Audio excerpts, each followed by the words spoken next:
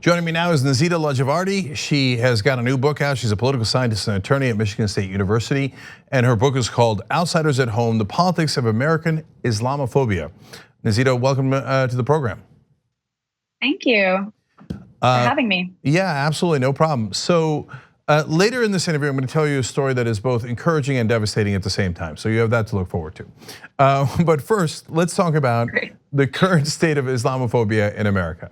I'll start with the most general question of all time. How bad is it? Yeah, it's pretty bad. Islamophobia is rampant. There are negative attitudes towards Muslim Americans that are important for predicting policy support that harm Muslims abroad and at home.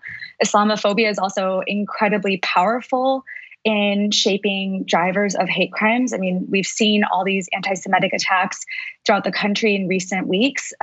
Similar things have happened to the Muslim population driven by resentment.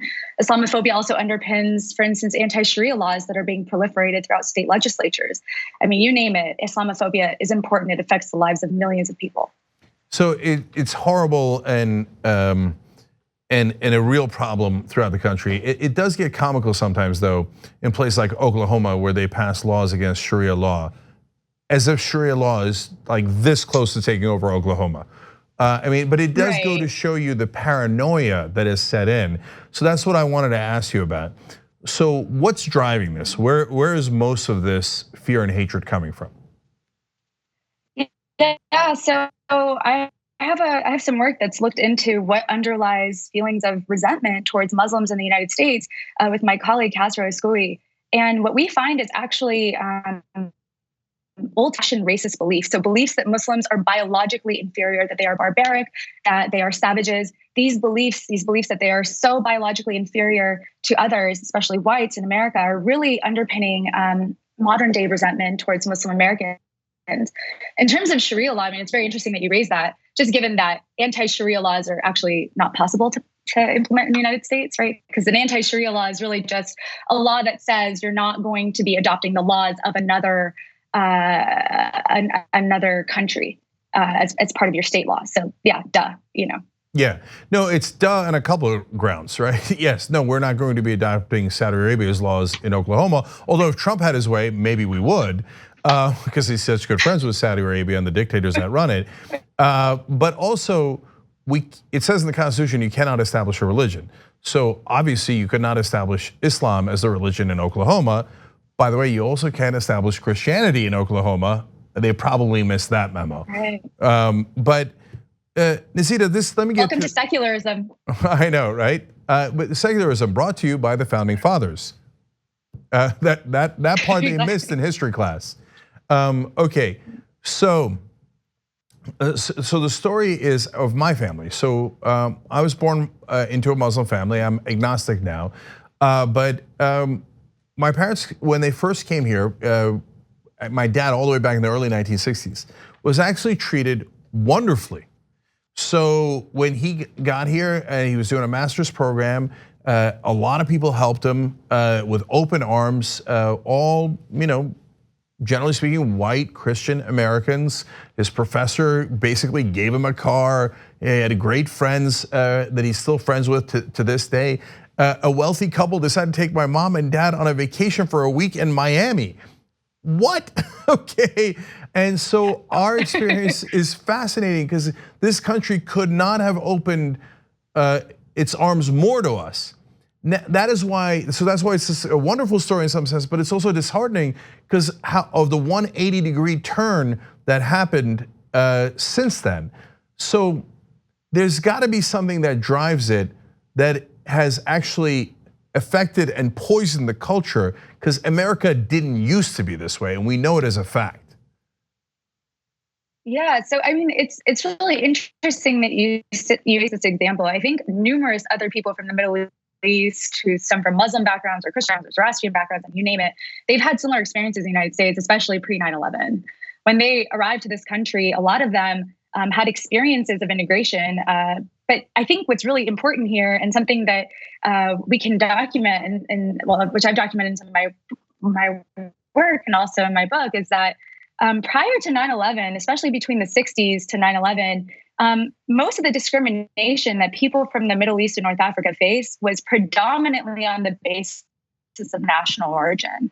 And you might understand why that might be, right? There was a lot of laws that were being passed. There were a lot of incidents that pertain to country-specific individuals. So, for instance, the experience of Iranian Americans, given the hostage crisis, is very different than the experiences of Turkish Americans. And discrimination that was felt about the hostage crisis was predominantly geared towards Iranians in the United States. So, when discrimination occurred during that time, it was predominantly on the basis of national origin. What we see 9/11 is the development and this grouping of a newfound group, Muslim Americans, and all of a sudden groups who may not even actively identify as Muslim are being grouped into the Muslim category and are experiencing discrimination on the basis of it. So, even groups, for instance, like Sikhs, they also, this is an obvious example, but they obviously are also victimized as part of being identified as Muslim or Middle Eastern. And so this processing and developing of a group is called panethnicity. It's when the public and when the society in general imposes a group on you. So folks from these countries may never have identified as Muslim first. That may not have been their identity of choice. But over time, we have enough data to show that, especially in the news media, for instance, the mentions of Arab Americans has gone down. The mentions of Middle Eastern Americans has gone down. The mentions of even Turkish American or national origin groups has gone down.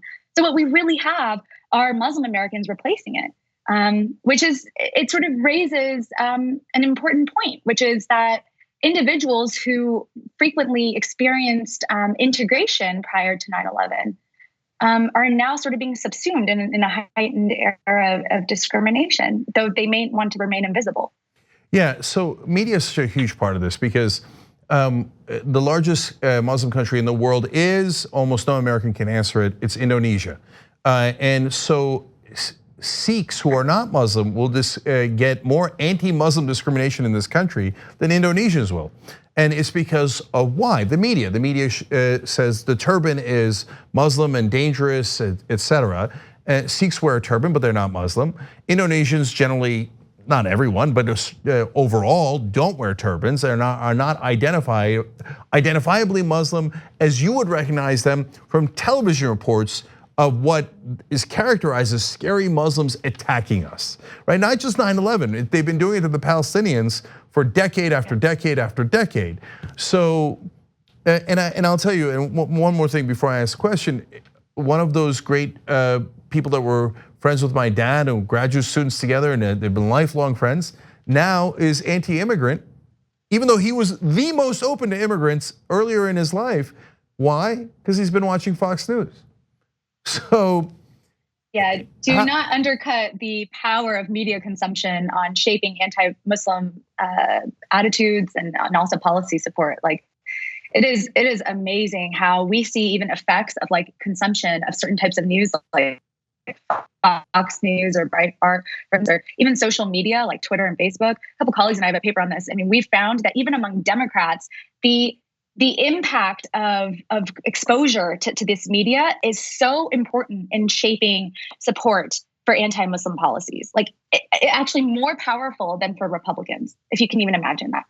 Yeah, no, I can't imagine it. The media does mass propaganda, whether they intend to or not. Fox News certainly does intend to. I think the other stations also participate, I hope without intent.